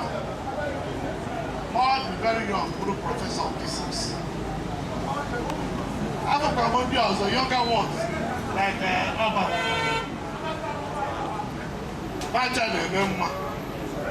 So I ask that I can know, for me, all homecoming, all event of ways. We couldn't be Erika, Baraba, or the Bolonina, Enugwu-Ukwu beach. And I couldn't work. Obala Nakan, in 4, am I correct? Yeah. Ekeremi, Ezechile Jinabaga. Igwe Aba, Igwe Mbasi. Ekene Moon. Biko nkone chi ya zero na mahere kwere onye ọbụla afa. Ife a na-eme ebe a ụdị ife na-asọ m ụsọ. Maka ife onwe ife ma mma ka ikwu ka ndị gboo dị. Maka ndị gboo bụ enyi anyị ga-afụ onwe anyị na enyi anyị ga-ama ka echi ga-adị. Onye na-amụrụ ndị gboo amụrụ ka ọ dị mkpọkpọ nke echi adị. So na ife na-represent Isi-Nri resume taa bụ ife anyị na-akpụ ya bụ Nnabuife is the name of this tool. O depict the light, wisdom. And it's an ancient Imo ritual. And we are donating it today to Isi-Nri Museum for keeps. So it is our own contribution to making sure that this museum endures and get richer by the day. Because very soon, this place will become a tourist center. Very soon, it will be an international tourist attraction. Unu ga-agba mbọ hụ na onye ọbụla bịara ebe a nwee ife ọ na-amụta. And then your ụmụaka anyị dị na-akwa nka fa nwee ike fa na-reproduce some of the things dị ebe a, so that ụfọdụ ndị ọbịa bịa ka ha nwee faya egolu faya eji wee na-eleta mgbe fa bịa Isi-Nri Museum. Ọ bụrụ sọsọ mbịa nkiri anya fa kwesịrị fa bịa ka fa nwee ife fa ga-eji na maka na onye bịara ebe a golu an artifact weli ya na Soviet Union ma Russia elu ebe a eweli ya na-anụ maka Enugwu-Ukwu, weli ya na-anụ maka Nigeria, weli ya na-anụ maka Anambra, because ụfọdụ ibe ndị be anyị je different places je gote wenata n'ụlọ ebe a ka e ji anụ maka ebe esi wee gote ya. So Igwe, with due respect, I'm going to hand over the certificate of this artifact to you for keeps. Nakunaka Igwe Chileze. Thank you, Natiama. Atom ka akọlu no akọmu na Ezoha. The first time in Abuja, amara m onye ọhụụ ụmụ oyi nwoke a na-akpọ George Morgan. Na Abaka ibi mgba George Morgan onye bụ MD ndị Neba, onye Nnewi. Onye m akwụkwọ si m ruo Abuja na enwe onye nwoke a na-akpọ Iman Nabife. All in the 90s, mgbe m chọrọ ya mgbe ruo abata bie onye ene m si onye ka m nwụrụ nsị a na m uche nwụrụ ọsị m ka ebe nsi nsị a na nsi aba ọsị m ka m na-eme ebe nsị a na George zitere Igwe meghere m ụzọ mgbe a na ọbụ Igwe 2 weeks ihe niile nchi ime every morning bufute moto aka m na-akọ ọ dịka 93 or 94 so since a mụ na Igwe na-akọzi ka nna na nwa. Thank you very much, Mr. Uchemwara. Igwe Bagana, Eze Abara, Ezora, Eze Iseke. Hello. The Ramas. Akajiofo, na Igwe Mbosi. I can alone in the Bikoni. If you're not ife a na-ekwu ala afụgokwa nkwọ ma gwacha ndị be anyị ọbọzikwa ibe bụ ogbu ebe ọ na-edesi ka mmanụ ọkụ ife dị nọ gara aga ife anyị ji wee je wee bute ibe bụ tipa ife dị iche onye mee ka ọ bịa bụ Akajiofo mana nke dịzi iche bụ nke nọ n'iru anyị kịta nke Igwe ji aka ya wee buru bịa Igwe ndị eze ndị Iseke ji aka ya wee buru bịa ife abụgokwanụ eriri jikọrọ Enugwu-Ukwu na Iseke ife a bụ ife ọkpụtọrọkpụ ọ bụrụ na 500 years to come maka na anyị ede ife a mee tata mmadụ ya n'akụkụ ọcha a na-ene na obodo a na-ene na onye nwe ya as long as ife a dị ebe a as long as so long ka ndị be anyị ga na-ekene ọ bụrụ sọ nke ekenere tata Igwe ị ga-adị ndụ ruo mgbe ebi ebi ka Chineke gozie gị ka Chineke zọba ezinụlọ nedo Iseke niile n'anya ibe anyị na-eme tata ọ na-edokwu na bụ na ekene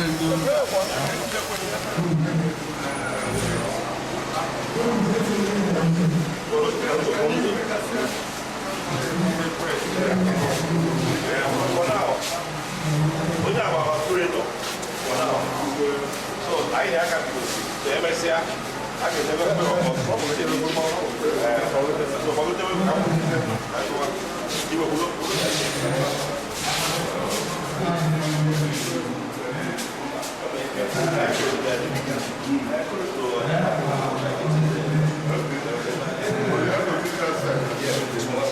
so the way we are moving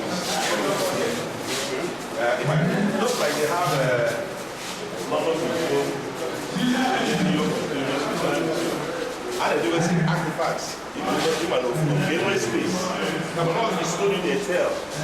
So after the commission, each artifact has a way his story. And I boil a minute here, so you can say before that, Maro the donor, my how old or the mother goes, Maro the donor. So that's what we're doing. So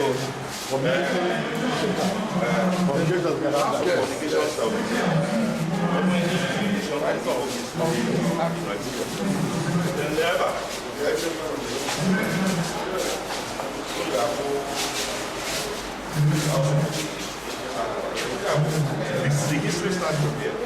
You can see His Majesty English around. From 2011 to present. So that's already people. We go, you know, that one.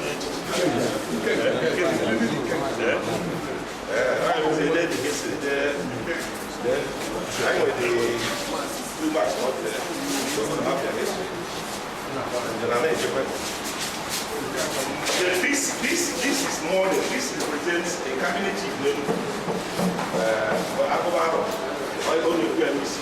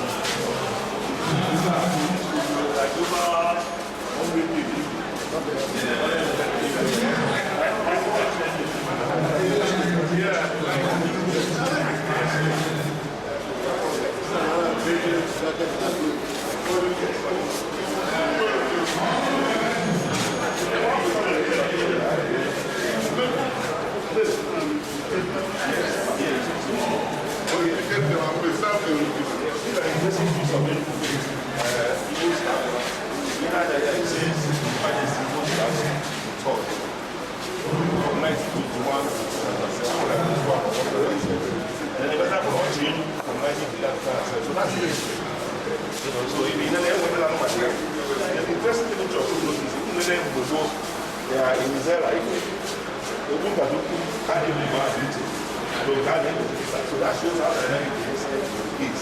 Maybe in 5 years' time or 10 years' time. Okay, let's try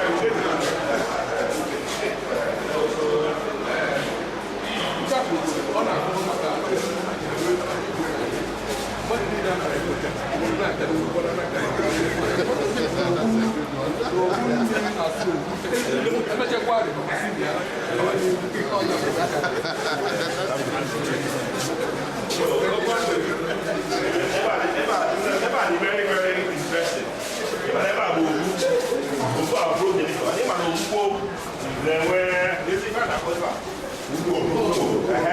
So that's this is not the permanent restriction for this artifact.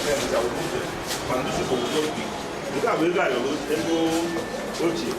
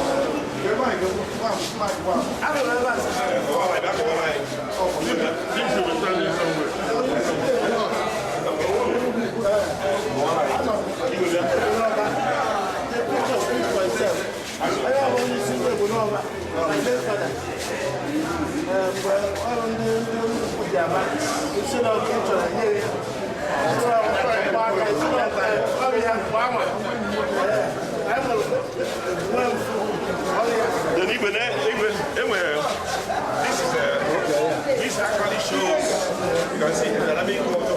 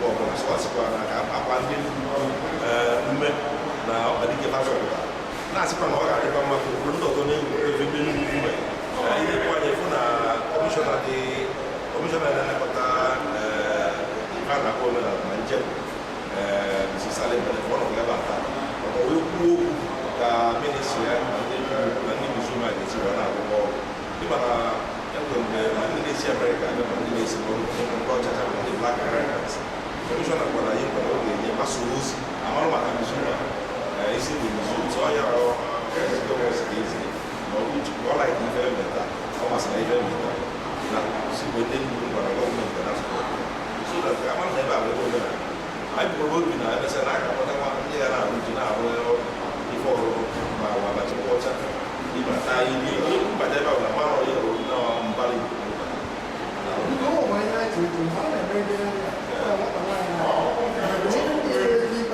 gịnị bụ ike ike anyị na-ebu kristian na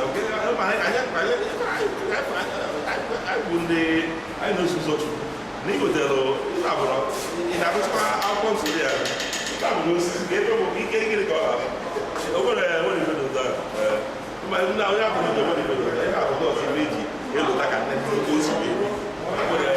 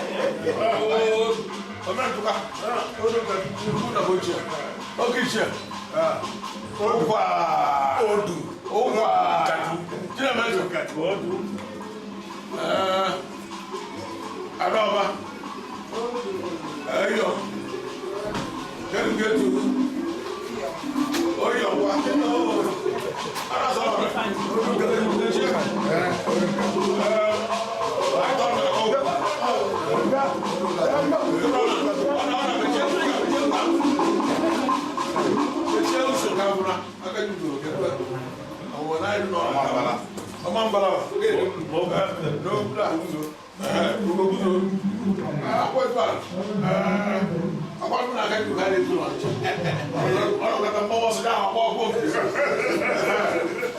I know manage. We no go do that. I will so tapa ma ka ina na mo. I will so ma be no mo. See go go give mata. Ka je me fere. Ara ko ko ya do.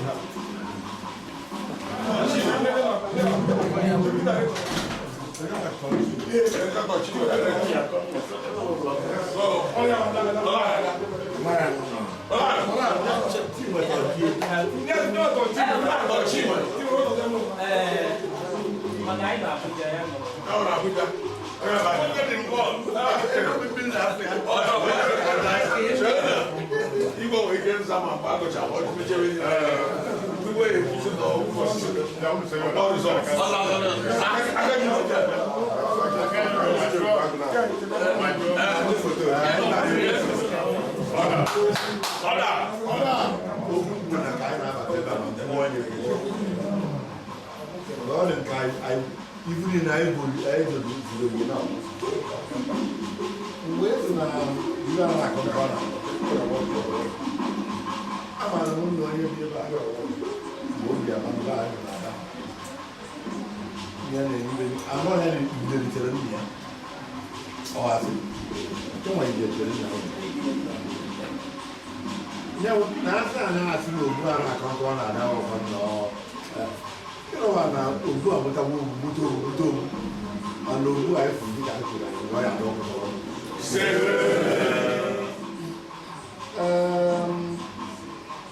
I'm not gonna put on what I was.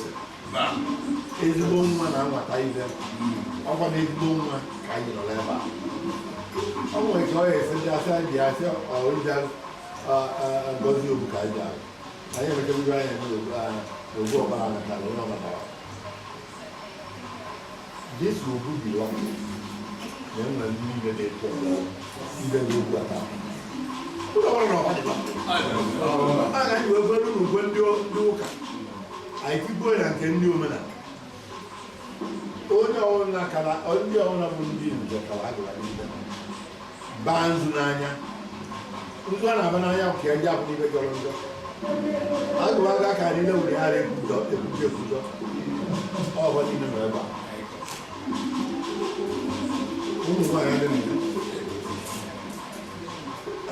Owó àyà mútó ọ̀rọ̀ náà wáyà rájú ọ̀nà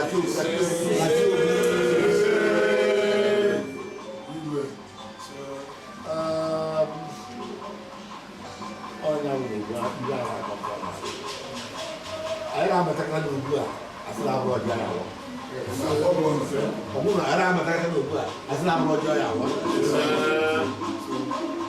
well, I look at now. I'm going to golden given, not golden given. You are not going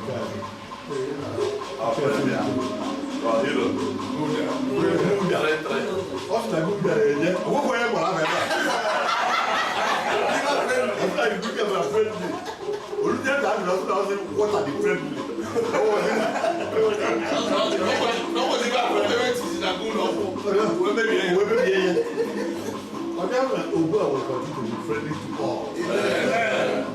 Mandi Batalama, Mandi Afwa.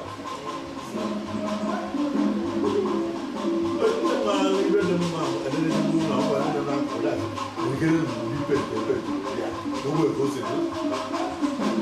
What did I put I come around the minute. I don't know. You know, I thought I was walking with the Enugwu-Ukwu. You know, see the way I got all the Atampo around. Several saw you went.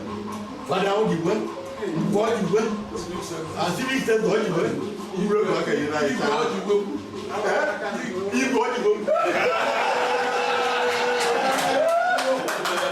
I don't know. 10 hectares of land.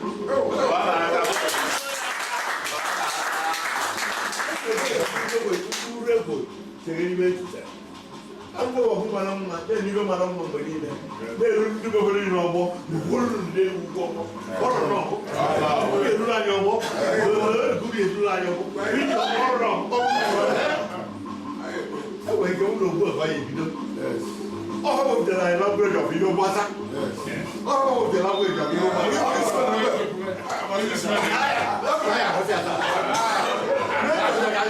Ọ̀rọ̀ dọ́là kan ọ̀rọ̀ báyọ̀. Ibu aka ọ na naira.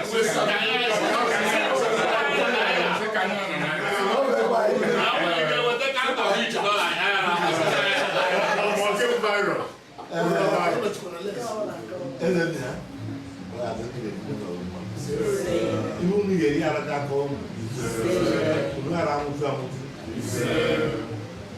Onye gbara ndị agbagbo n'ugbo ọhụrụ na ịgbara ndị nna iwe onye ibe na-anụ ọkụ maka Enugwu zọọ maka nna esi zọ n'Enugwu-Ukwu ebe a na-akwado nna ya anaghị agba ndụ n'ibe Enugwu-Ukwu atọ o nwere ọrụ sekretari ọ iti iri ka ọ bụ ndị abatụ but it was a powerful and recognized man n'Enugwu. Ụlọ akwa nọ na-eri sọsọ akụ na-eme na ebe a na-eti olu di ya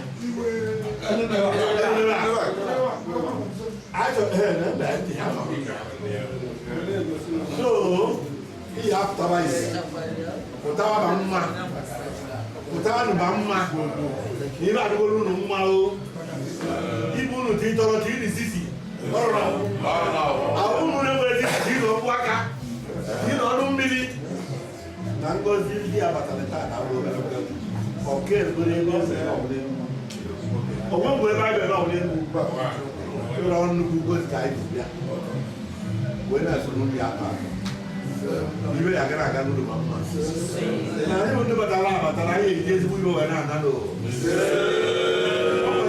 onwe ya atọ bụ ụzọ ibe na-atọ ka anyị ga n'izu oge ọ naba nche niile na-agaba mma anyị ejiri mmiri akpọrọta ụta ibe na ya wee mere ogbu ọkpara anaghị uru bụ otu wee gaa eji niile anyị akọpụrụ udo n'ime ilu ọgbọ Enugwu-Ukwu ibe ghere ihe ebie ọbịa ka ọrụ adịgbu ya ndị na-agụ Facebook unu ezie ya ọdụka ọnya ka anyị nwere plaj mgbe anyị na-eme kabinet ibe anyị chọrọ Enugwu anyị chọrọ to dominate the around us. We want to dominate them in every sense of it. And I didn't know I didn't go after one or all. Time when I have